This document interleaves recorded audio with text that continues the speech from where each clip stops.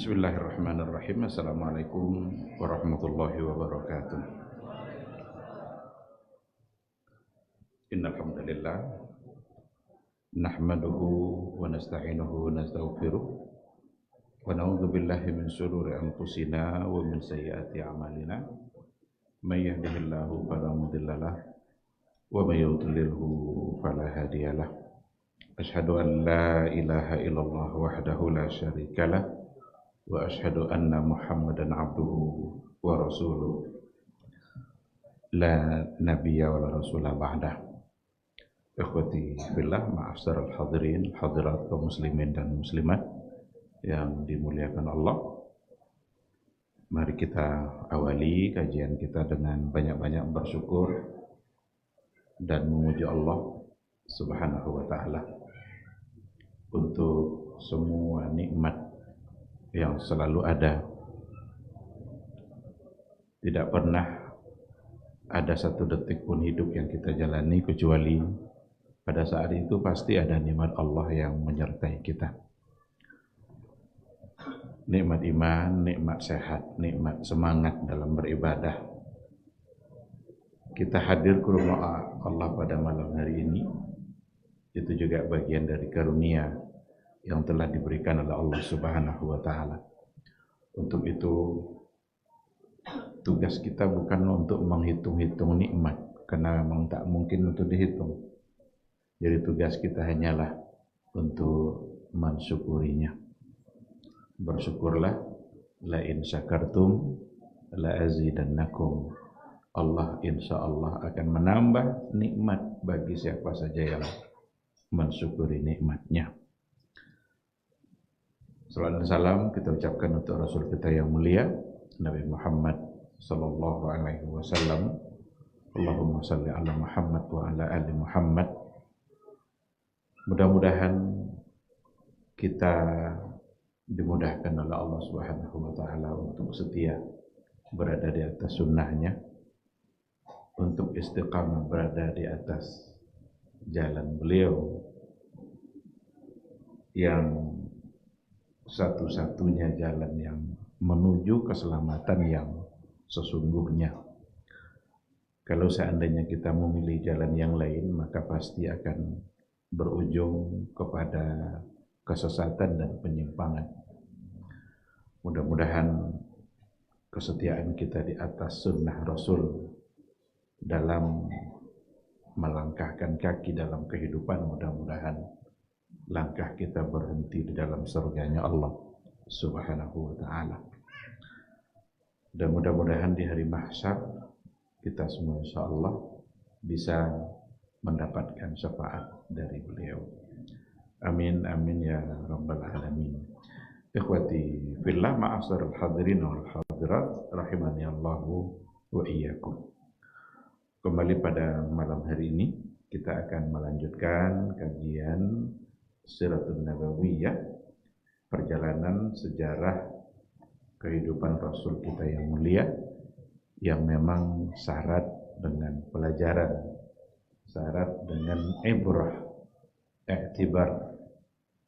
Kita membaca sejarah bukan sekedar mengetahui tanggal kapan dan di mana, tetapi untuk mengambil ibrahnya.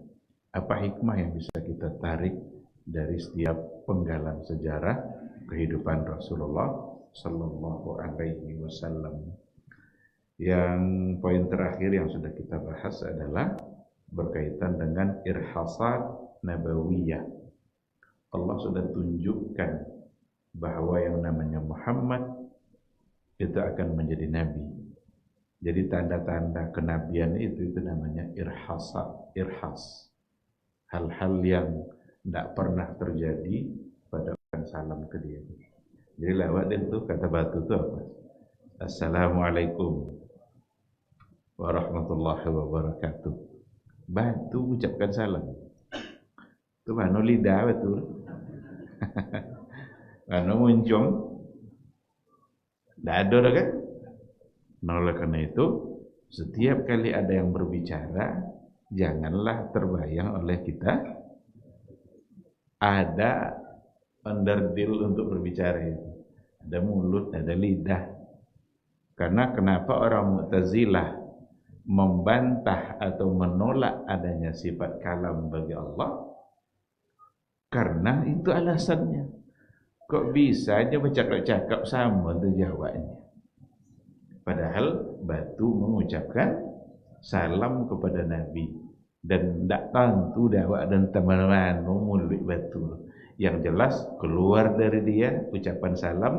Dan Rasul pun masih tahu dia. Inilah a'rifuhu al-an. Saya masih ingat saya batu itu yang mana. Yang pernah ucapkan salam kepada Nabi. Nah, ini adalah salah satu dari irhas. Perkara-perkara yang diberikan kepada orang-orang yang calon Nabi. Maka pada malam hari ini, insya Allah kita akan masuk pada nuzulul wahyi, turunnya wahyu. Berarti mulai turunnya wahyu itu merupakan deklarasi kenabian. Resmilah dia diangkat menjadi nabi, meskipun nabi sendiri tak menyadari bahwa dengan ayat yang diberikan kepadanya dia menjadi nabi. Bahkan dia malah ketakutan. Nah, itu tandanya bahwa nabi itu tidak mencari-cari kenabian. Ada orang sengaja bersembunyi untuk mencai-cai, untuk mendapatkan sesuatu, janji dapat dek bekok, tak segan nak sana. Nabi sengaja menyendiri di Gua Hira, tetapi dia tidak sedang mencari-cari kenabian itu. Apa bukti? Ketika Jibril datang, dipeluk erat oleh Jibril, Nabi menggigil. Kalau kan dicai-cai tentu tidak akan takut ya. Akisan hanya nanti selama kau ketibosannya akan mungkin takut ya. Justru bergembira. Tapi Nabi ketakutan, bahkan masih tersisa ketakutannya sampai di rumah ketika bertemu dengan Khadijah istrinya. Disitulah dia minta diselimutkan. Baik, ikhwati fillah. Terkait dengan bad'ul wahyi, mulainya wahyu, itu ada sebuah riwayat yang sahih yang datang dari Imam Al-Bukhari. Bahkan Imam Bukhari pun membuat bab pertama dalam kitab sahihnya itu bab pertamanya adalah bab bad'il wahyi, bab mulainya wahyu. Barangkali di sini kecerdasan Imam Bukhari ketika ia memulai hadis-hadisnya, dia mulai dari awal wahyu diturunkan oleh Allah Subhanahu wa taala. Karena itulah awal keislaman. Awal wahyu berarti awal munculnya Islam yang dibawa oleh Rasul di Gua Hira. Namanya, diberilah nama bukit itu dengan Jabal Nur. Padahal dulu tidak Jabal Nur namanya. Tapi kenapa menjadi disebut Jabal Nur, bukit cahaya? Karena disitulah cahaya itu berawal. Disitulah cahaya Islam itu bermula. Maka pantaslah dia diberi nama Jabal Nur. Baik, sumbernya adalah dari Aisyah radhiyallahu anha. Dikatakan an Aisyah radhiyallahu taala anha qalat, Aisyah ummul mukminin, semoga Allah meridainya, dia berkata, beliau menceritakan bagaimana awal turunnya wahyu. Awwalu ma budi'a bihi Rasulullah sallallahu alaihi wasallam ar-ru'ya salihah fil naum. Awwalu ma budi'a bihi, yang pertama sekali yang mengawali kenabian Nabi itu, kenabiannya Rasulullah sallallahu alaihi wasallam sebelum turunnya wahyu itu adalah ar-ru'ya salihah fil naum. Nabi bermimpi ru'ya salihah istilahnya. Dan kalau seandainya Nabi itu bermimpi, selalu saja dia mendapatkan di pagi harinya sesuai dengan yang dimimpikannya. dan itu membuat hatinya merasa tenang, jiwanya merasa tentram. Dia melihat sesuatu yang menenangkan jiwanya. Ini termasuk dari irhas, selain daripada batu yang mengucapkan salam. Fakana la yara ru'ya illa ja'at mithla falaqis subhi. Tidaklah Rasul itu bermimpi, melihat sesuatu dalam mimpinya, illa ja'at, kecuali datang, ditemukannya, mithla falaqis subhi, seperti terangnya waktu, indahnya terangnya cahaya fajar waktu subuh. Summa hubbiba ilaihil khala. Ketika itu, setelah itu Nabi dibuat cinta oleh Allah untuk menyendiri. Jadi ketika dia sudah sering bermimpi, dan setiap kali dia bermimpi itu membuat jiwanya menjadi tenang, dan dia menemukan sesuai dengan yang dia mimpikan, lalu dibuat Nabi itu oleh Allah Subhanahu wa taala hubbiba ilaihil khala, dibuat suka untuk menyendiri. Fakana yakhlu bighairi Hira, dan adalah Rasulullah sallallahu alaihi wasallam itu yakhlu bighairi Hira, dia berkhalwat, bersembunyi, menyendiri di gua Hira. Gua Hira itulah yang ada di bukit tadi itu, yang sekarang disebut dengan Jabal Nur. Fayatahannatsu fihi wa huwa ta'abbud. Nabi menyendiri di gua Hira itu tujuannya adalah untuk berta'abbud, untuk bertafakkur. Padahal dia belum mendapatkan wahyu, tapi dia dibuat cinta oleh Allah untuk menyendiri sambil memikirkan keadaan bagaimana caranya nih untuk merubah kota Mekah. Karena kota Mekah adalah kota yang mana di situ berbagai macam bentuk kemaksiatan bisa ditemukan. Meskipun masih tetap ada sisa-sisa akhlak-akhlak yang baik yang ada pada pribadi orang jahiliyah. Orang jahiliyah bukan hanya saja yang ada pada mereka itu hal-hal yang buruk, hal-hal yang baik juga banyak ditemukan. Cuma didominasi oleh perkara-perkara yang buruk, akhlak mazmumah.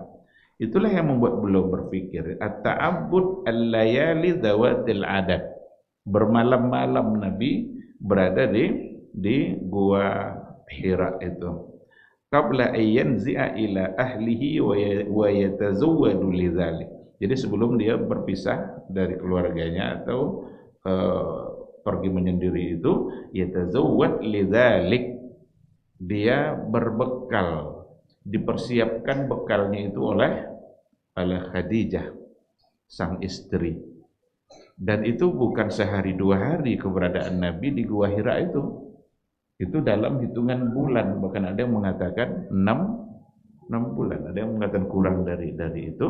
Tapi setiap kali Nabi pergi dia membawa bekal, dan setiap kali Nabi habis bekalnya, kalau habis bekal tentu balik kan, yarji' ila Khadijah fayatazawwadu limithliha. Kalau sudah bekal yang pertama sudah habis, maka dia kembali pulang ke rumahnya menemui Khadijah untuk kemudian dia berbekal kembali, ambil bekal yang baru dan pergi lagi untuk menyendiri di gua Hira. Itulah yang dilakukan oleh Nabi.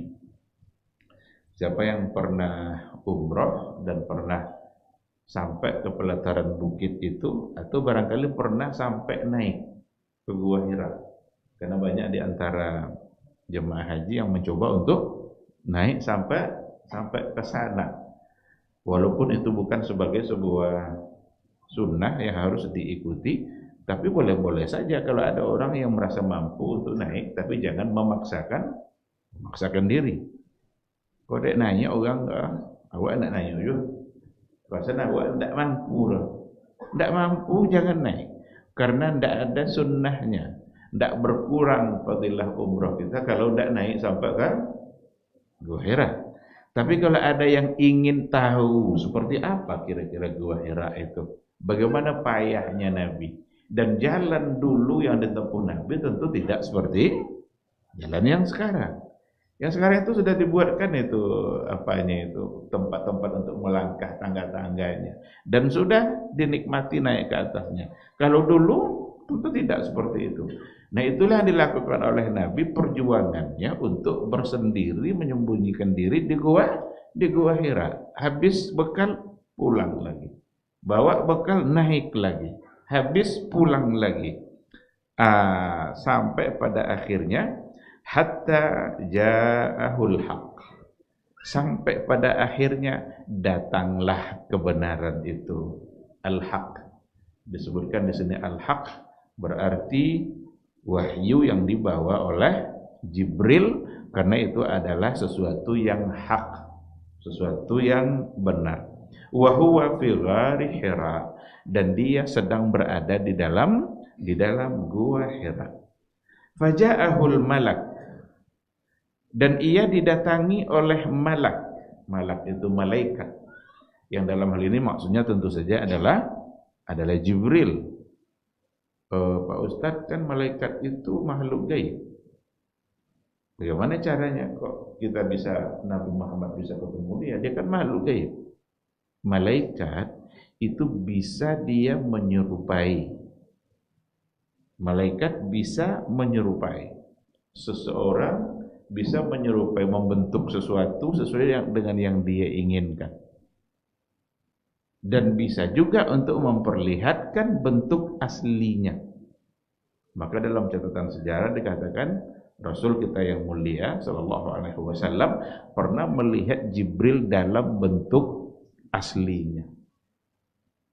Maka disitulah bisa didapatkan riwayatnya kan, bahwa Nabi mengatakan Jibril itu memiliki sayap 600. Dan kalau aslinya itu saddal ufuk.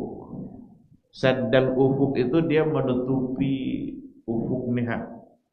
Kalau dia muncul, Nabi mandang ke atas, tertutup langit itu dah. Tidak nampak langit itu, karena tertutup oleh besarnya Jibril dengan sayap-sayapnya itu. Maka dikatakan malaikat itu uli ajnihah, memiliki sayap, masna wa thulatha wa ruba', ada yang 2, ada yang 3, ada yang 4, ada yang 600. Di sinilah gaibnya itu. Kita tidak akan mengerti dalam persoalan ini karena kita tidak pernah melihat. Kita hanya diminta untuk percaya, diminta untuk meyakini bahwa yang namanya malaikat itu adalah makhluk gaib, dan salah satu dari kepercayaan kita itu bagian dari rukun iman, beriman kepada malaikat Allah. Faja'ahul malak, dia didatangi oleh malaikat. Faqala, malaikat berkata kepada Nabi Muhammad sallallahu alaihi wasallam, Iqra, bacalah. Qala ma ana biqari, saya tidak bisa membaca. Lalu Nabi berkata, fa akhadhani faghattani hatta balagha minnil juhda. Akhadhani, dia mengambil saya, faghattani, dipeluk erat begini, hatta balagha minnil juhda, sampai saya kepayahan dengan pelukannya itu. Dipeluk erat. Summa arsalani, sudah tu dia lapen beliau dah. Enggak dipegang kuat, lapen beliau. Setelah dilepaskan, faqala iqra, baca. Qala ma ana biqari. Qultu, kata Rasul, saya berkata, ma ana biqari, saya tidak bisa membaca. Fa akhadhani faghattani tsaniyah, lalu dia mengambil saya lagi dan memeluk lagi untuk yang kedua kalinya, hatta balagha minnil juhda, sampai saya kepayahan dengan pelukannya itu. Faqala iqra, lagi-lagi dia mengatakan iqra, tapi untuk yang ketiganya summa arsalani, lalu malaikat melepaskannya. Faqala, lalu malaikat berkata iqra Bismi rabbikal ladzi khalaq. Khalaqal insana min 'alaq. Iqra wa rabbukal akram alladzi 'allama bil qalam 'allamal insana ma lam ya'lam. 5 ayat pertama sebagai deklarasi yang namanya Muhammad menjadi seorang nabi. Ketika disuruh membaca, ma'ana biqari. Ada di sinilah para ulama juga menyebutkan bahwa nabi kita adalah nabi yang ummi, yang memang tidak bisa membaca. Diambil dari hadis ini karena Nabi bilang ma'ana biqari. Saya tidak bisa membaca. Dipeluk, dilepaskan lagi Iqra, ma'ana biqari. Tapi yang ketiga kalinya Jibril menyempurnakan bacaan ayat itu. Iqra bismi rabbikal ladzi khalaq. Setelah itu dia pergi. Jibril pergi menghilang. Faraja'a biha Rasulullah sallallahu alaihi wasallam yarjuhu fuadu. Nabi balik pulang. Yarjuhu fuadu, hatinya gemetar, takut. Ini ada apa ini? Sudah dipasung, baca, apa ya sudah. Tidak ada cerita, pergi. Nabi Muhammad pun turun, pulang, yarjuhu fuadu, sambil ketakutan dan gemetar hatinya. Fadakhala ala Khadijah binti Khuwailid. Dia masuk ke rumahnya menemui istrinya Khadijah binti Khuwailid. Faqala zammiluni, zammiluni. Selimuti saya. Khadijah sama sekali belum mempertanyakan ini ada apa ini. Pokoknya dia menenangkan dulu suaminya, ditenangkan dulu, suruh berbaring, kemudian diselimutin. Fazammaluhu hatta dhahaba minhu ar-raw. Maka mereka selimutilah Khadijah bersama anak-anaknya hatta dhahaba minhu aw anhu ar-raw, sampai hilang rasa takut itu dari Nabi kita yang mulia. Faqala li Khadijah wa akhbaraha al-khabar. Rasul berkata kepada Khadijah sambil menceritakan peristiwa yang terjadi. Diceritakannya kepada Khadijah apa yang terjadi, yang dialaminya. Lalu Nabi bilang, laqad khashitu ala nafsi. Sungguh saya khawatir terhadap diri saya. Jadi dengan peristiwa tadi itu datang sosok makhluk yang tidak dikenal, besar, memeluk, menyuruh baca Iqra. Dan saya khawatir, kata Rasul, itu akan saya mengkhawatirkan apa yang terjadi pada diri saya. Faqalat Khadijah, lalu Khadijah berkata, kalla wallah. Tidak, demi Allah. Khadijah di sini mengambil peran yang sangat besar bagi jiwa Nabi sebagai seorang istri yang menenteramkan suaminya pada kondisi yang menakutkan bagi suaminya itu. Khadijah mengambil peran yang sangat berarti karena dia mengucapkan kata-kata yang membuat Nabi menjadi tenang. Nah, ini pelajaran penting juga ini bagi kita berkeluarga, suami, istri. Saat suami menghadapi sesuatu yang barangkali mungkin berbeda dengan situasi sebelumnya, seorang suami mesti mengambil peran untuk menenangkan hati suaminya. Tenangkan dia, ucapkan kata-kata baik. Jangan justru mengucapkan kata-kata yang membuat dia semakin kalut. Ini tu tiap potong sabuk dia jampai jualnya. Kan kalau itu dan kalau je potong sabuk lah ni jampai jualnya. Kalau itu yang terjadi kacau. Tapi Khadijah luar biasa. La kalla wallah. Bahkan dia juga mengucapkan sumpahnya atas nama Allah. Padahal Khadijah kan belum Islam kan, tapi demi Allah enggak. Maka mengucapkan lafaz Allah bagi orang-orang dahulu itu sudah hal yang biasa. Karena mereka mengenali Allah sebagai Rabb, sebagai Khalik. Dia yang menciptakan. Paham, mereka tahu itu.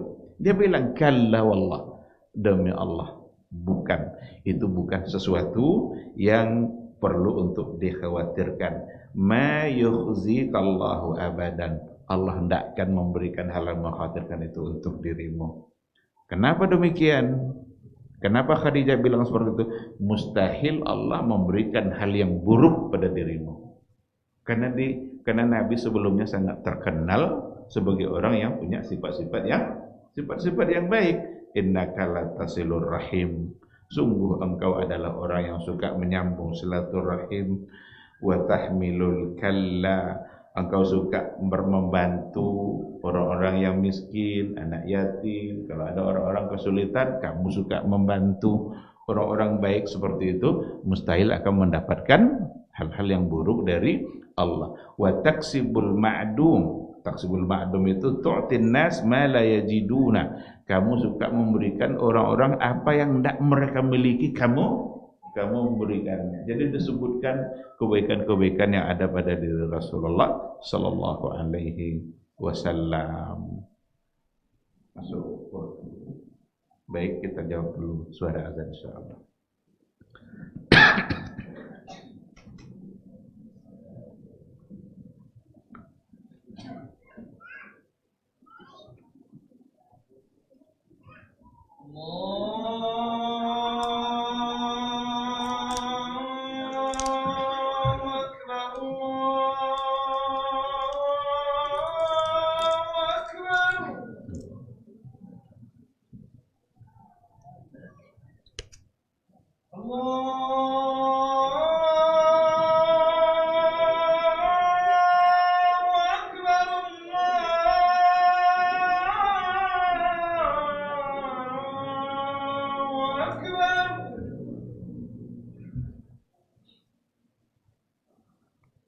أشهد أن لا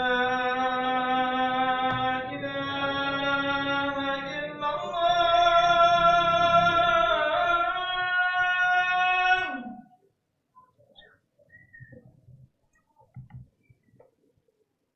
أشهد أن لا إله إلا الله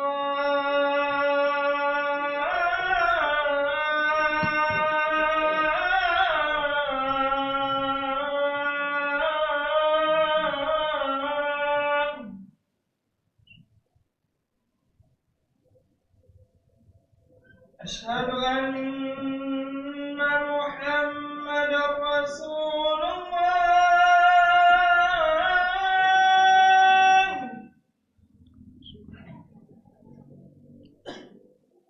أشهد أن محمد رسول الله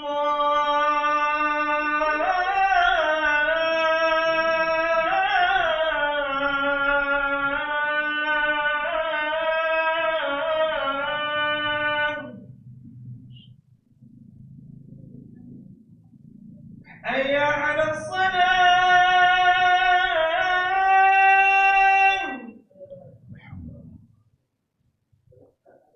حي على الصلاة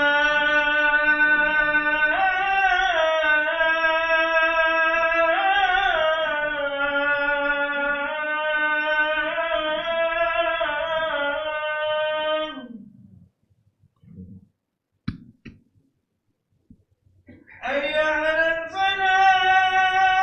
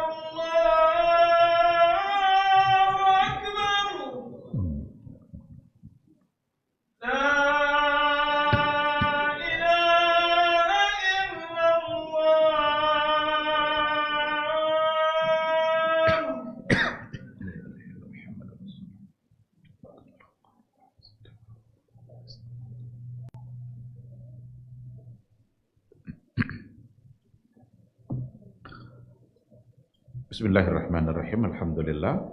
Wassalatu wassalamu ala Rasulillah wa ala alihi wa sahbihi wa mawala. Ikhwati fillah, ma'assaral hadirin wal hadirat, rahimani Allah wa iyyakum. Kembali kita kepada materi kita. Khadijah sebagai seorang istri mengungkapkan kata-kata yang benar-benar membuat Nabi kita menjadi tenang dan nyaman, hilang kekhawatirannya, dengan cara mengingat-ingat kebaikan yang selama ini telah dilakukan oleh Nabi kita yang mulia, yang dengan perbuatan-perbuatan baiknya itu mustahil dia mendapatkan sesuatu yang buruk dalam kehidupannya. Wa tuksibul ma'dum, engkau biasa memberikan orang-orang yang tak punya. Apa yang tidak ada pada orang kamu berikan. Seperti dia membantu. Wa tuqri ad-dhaif, kamu adalah orang yang selama ini biasa memuliakan tamu. Kalau ada tamu yang datang pasti dimuliakan lebih dari yang seharusnya.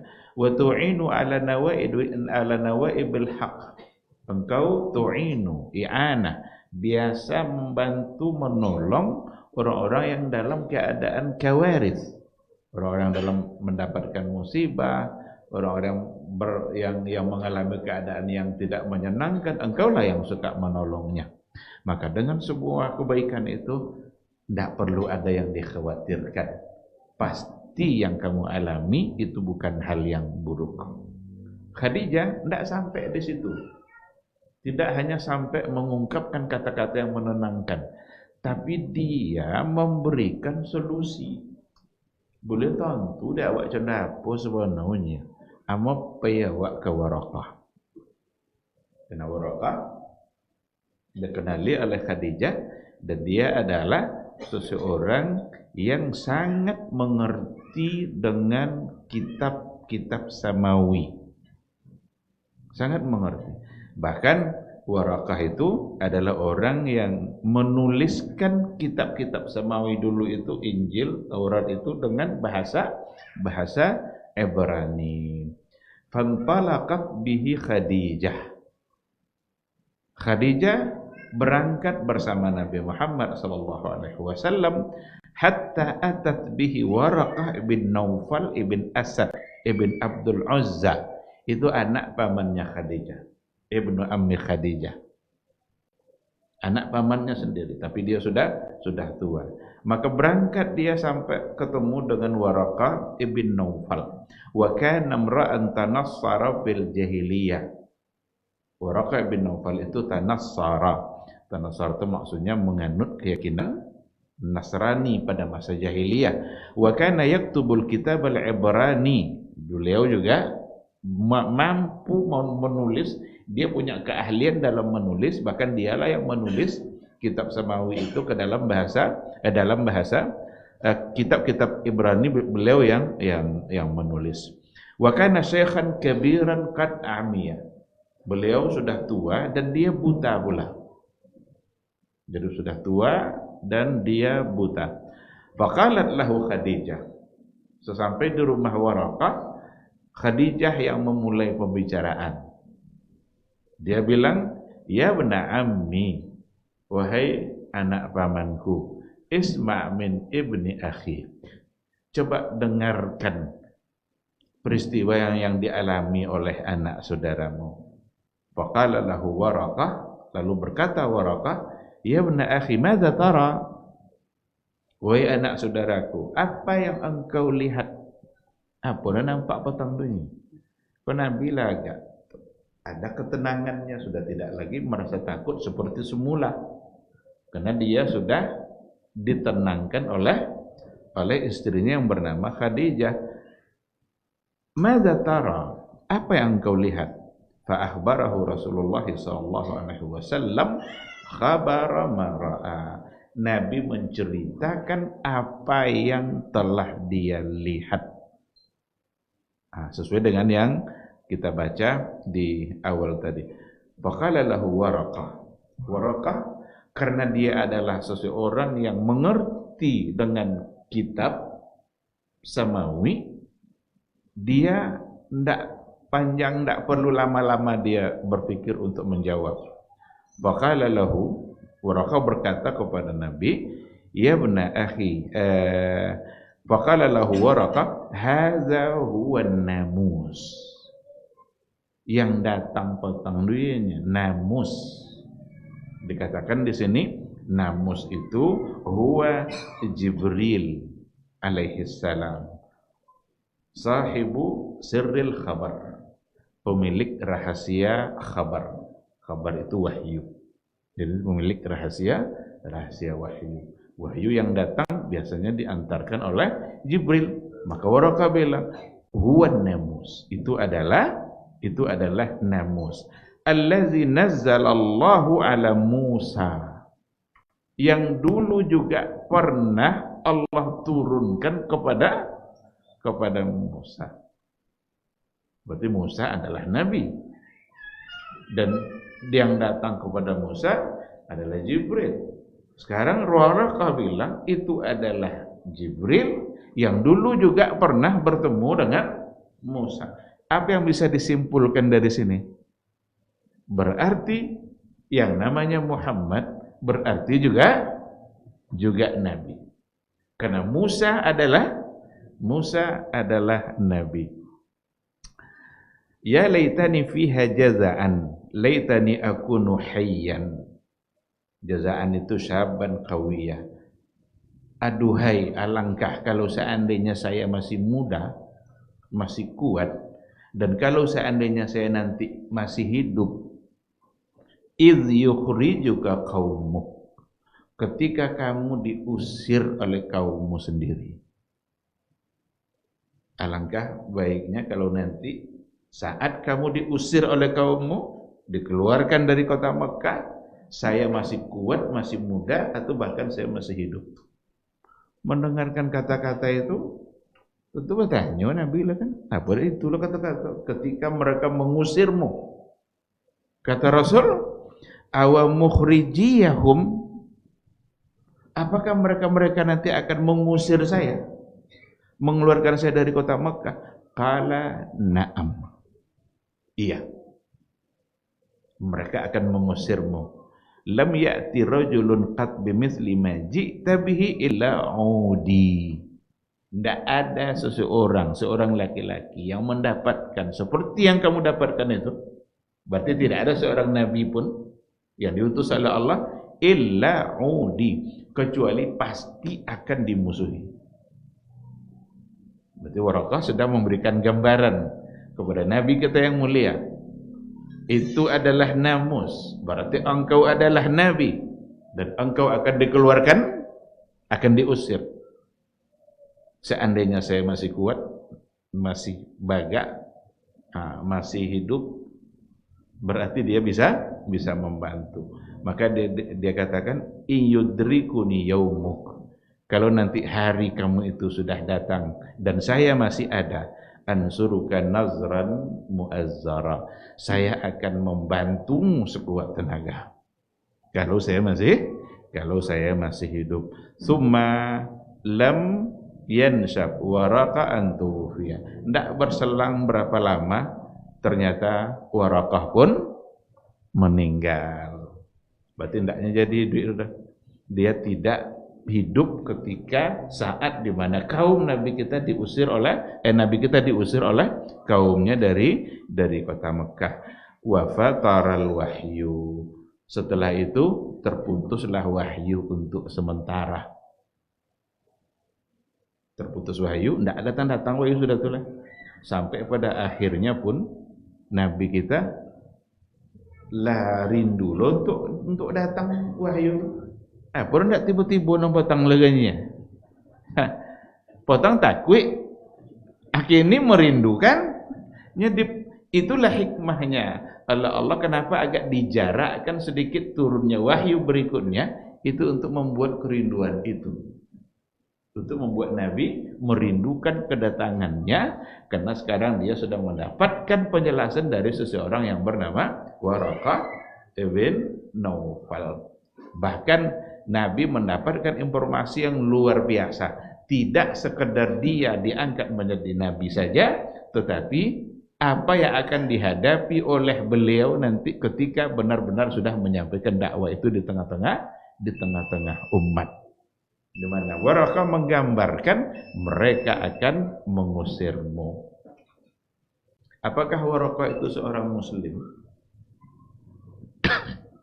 Apakah Waraqah berarti beriman kepada Rasul?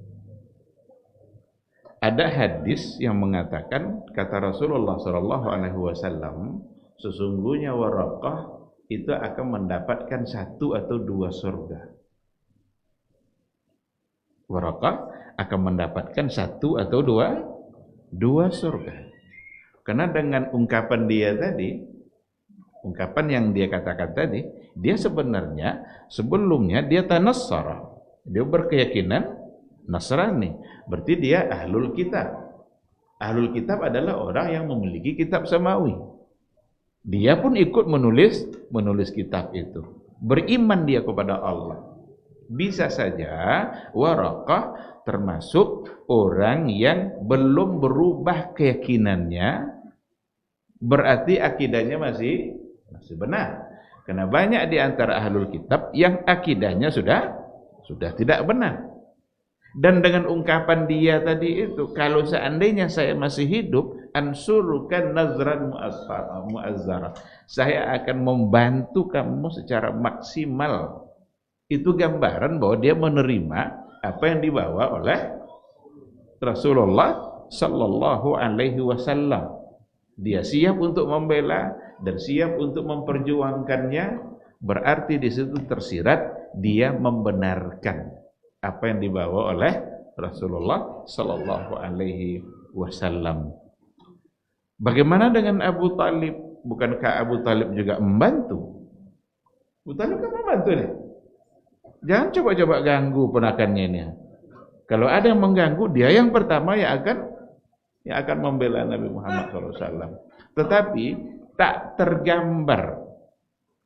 tergambar dari Abu Talib ketika dia membantu, tak tergambar di situ kalau dia menyetujui dan menyepakati akidah yang dibawa atau ajaran yang dibawa oleh Rasulullah sallallahu alaihi wasallam. Karena sampai wafatnya ternyata dia juga tidak beriman. Sementara Waraqah nanti kalau saya masih hidup, ternyata dia tidak lama setelah itu, tidak lama setelah bertemu dengan Nabi, tidak berselang lama, ternyata Waraqah wafat. Nah, bisa saja ketika seandainya dia masih hidup, maka dia mengimani apa yang dibawa oleh Rasulullah sallallahu alaihi wasallam. Ikhwati fillah, inilah gambaran dari riwayat yang datang dari Aisyah ini menggambarkan kepada kita bagaimana terjadinya peristiwa turunnya wahyu yang pertama sebagai pendeklarasian akan kenabiannya yang namanya Muhammad sallallahu alaihi wasallam dengan turunnya 5 ayat pertama. Iqra bismi rabbikal ladzi khalaq khalaqal insana min 'alaq. Iqra wa rabbukal akram alladzi 'allama bil qalam 'allamal insana ma lam ya'lam. Saya sudah sering memberikan penjelasan untuk ayat yang pertama turun ini. Barangkali kita ulang lagi.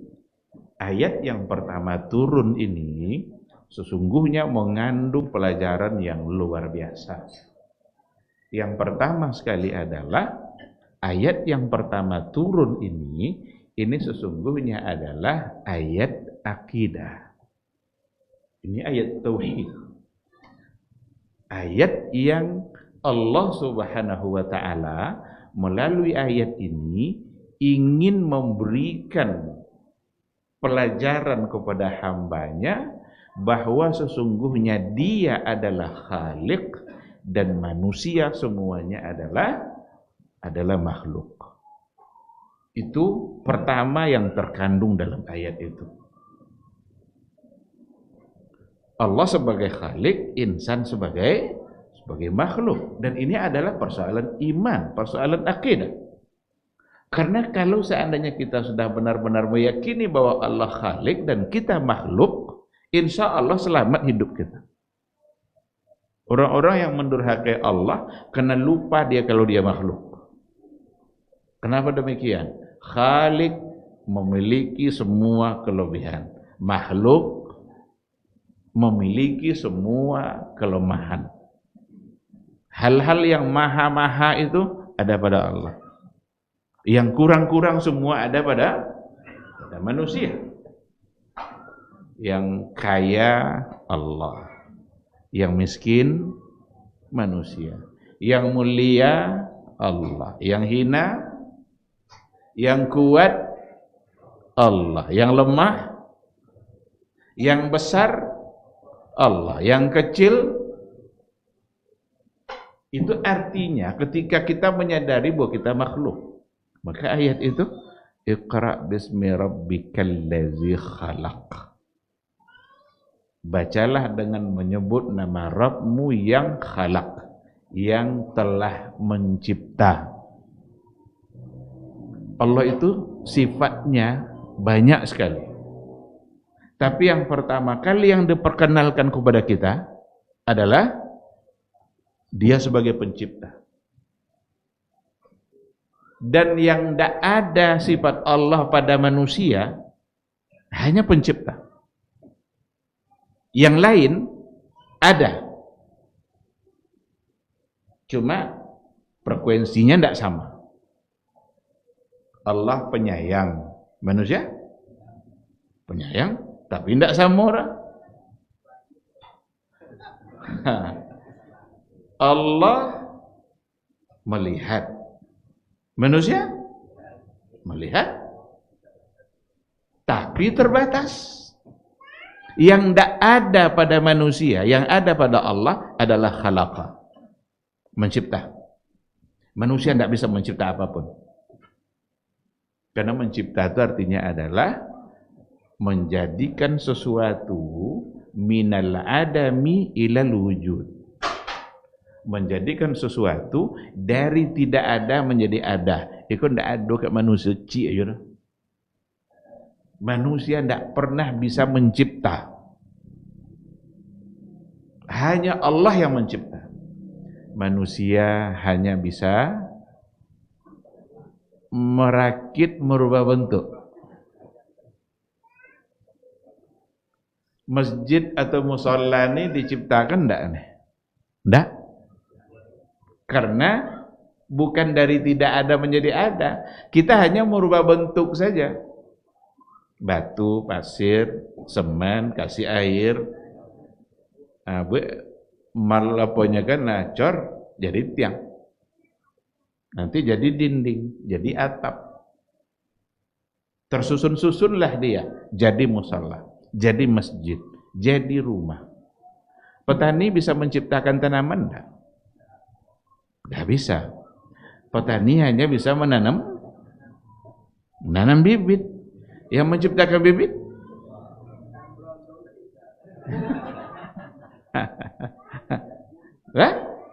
Jadi yang namanya khalaqa, mencipta, benar-benar hanya Allah saja. Dan kita sering diingatkan dengan sifat yang murni hanya ada pada Allah ini.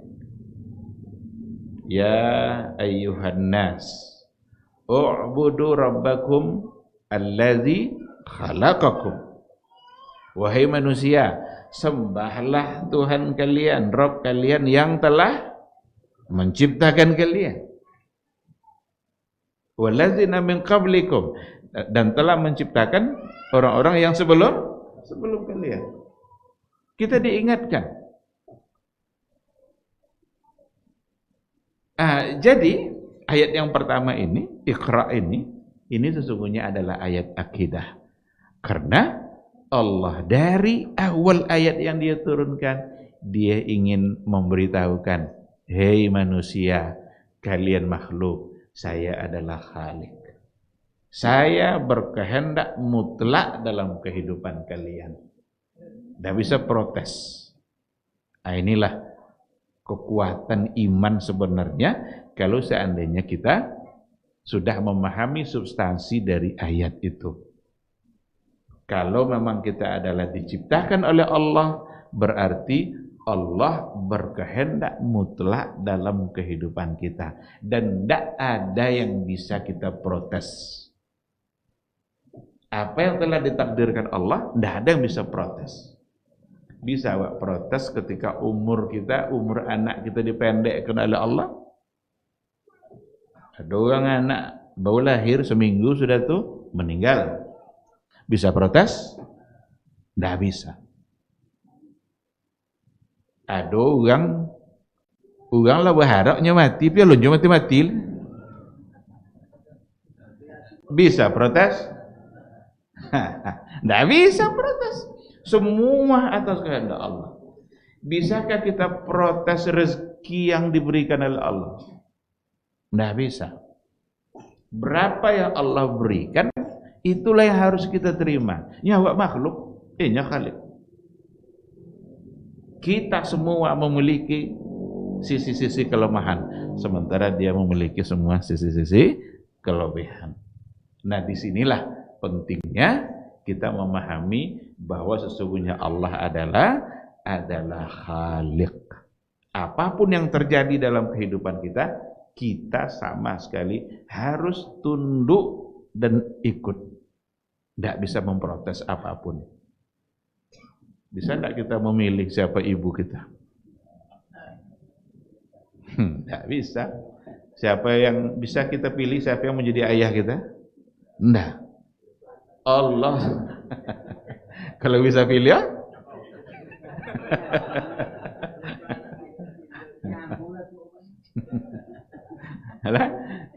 Jadi itu semua adalah benar-benar dalam kehendak Allah Subhanahu wa ta'ala. Bisa enggak kita menjamin nanti malam kita tidur jam berapa? Enggak aja bisa. Dan besok malam jam 2 boleh pasti tidur. Lah tentu lah pasti tidur. Ada orang yang belum ingin tidur, ternyata tertidur. Ada orang yang tadi nak lolok lah. Tapi ndak juga datang kan turun. Bisa ndak kita pastikan besok subuh kita bangun jam berapa? Nggak bisa. Kalau Allah ndak membangunkan, maka kita tidak bangun sama sekali. Disinilah ketika dikatakan Iqra bismi rabbikal ladzi khalaq khalaqal insana min 'alaq, berarti Allah khaliq, insan makhluk. Inilah ayat yang pertama. Ayat yang pertama turun, diperkenalkan oleh Allah bahwa Dia adalah Sang Pencipta. Berarti alun ada di situ uluhiyah lah, masih memperkenalkan sebagai pencipta. Makanya nanti baru diperkuatkan oleh perintah-perintah yang lain. Bahkan di dalam 5 ayat yang pertama belum ada anjuran untuk Nabi menyampaikan. Karena baru Nabi dia sebagai seorang Nabi. Nanti kita sampai pada setelah ini nanti akan ada ayat yang kedua yang diturunkan oleh Allah. Di situ baru ada perintah untuk Nabi yang menyampaikan. Ya ayyuhal muddatsir kum fa'anzir. Bangun kamu, selesai masa tidurmu. Bangun, fa'anzir. Ingatkan umat manusia ini. Berarti sudah ada perintah untuk berdakwah. Disitulah nanti Nabi memulai dakwahnya, di mana dia mengawali dulu dakwah secara sir. Adapun turun ayat 5 pertama, Nabi belum berkewajiban untuk menyampaikan, tetapi dia sudah resmi menjadi seorang nabi. Baik, ikhwati fillah. Barangkali ini mungkin yang bisa kita sampaikan pada malam hari ini. Sekedar membaca riwayat yang datang dari Aisyah, riwayat yang sahih, menggambarkan bagaimana peristiwa yang dihadapi oleh Rasulullah SAW dalam menerima wahyu yang pertama. Tentu saja ada poin-poin pelajaran yang disampaikan, tetapi mungkin kita tidak sampaikan sekarang. Insyaallah kita sambung pada pertemuan yang akan datang. Terima kasih. Ada pertanyaan? Baik, kalau tidak ada, mungkin kita cukupkan sampai di sini. Semoga majelis kita merupakan majelis yang diberkahi oleh Allah Subhanahu wa taala, dan semoga kita selalu diberikan semangat untuk menuntut ilmu dan sekaligus semangat untuk mengamalkan ilmu yang kita dapatkan. Terima kasih. Subhanakallahumma wa bihamdika asyhadu an la ilaha illa anta astaghfiruka wa atubu ilaik. Wassalamualaikum warahmatullahi wabarakatuh.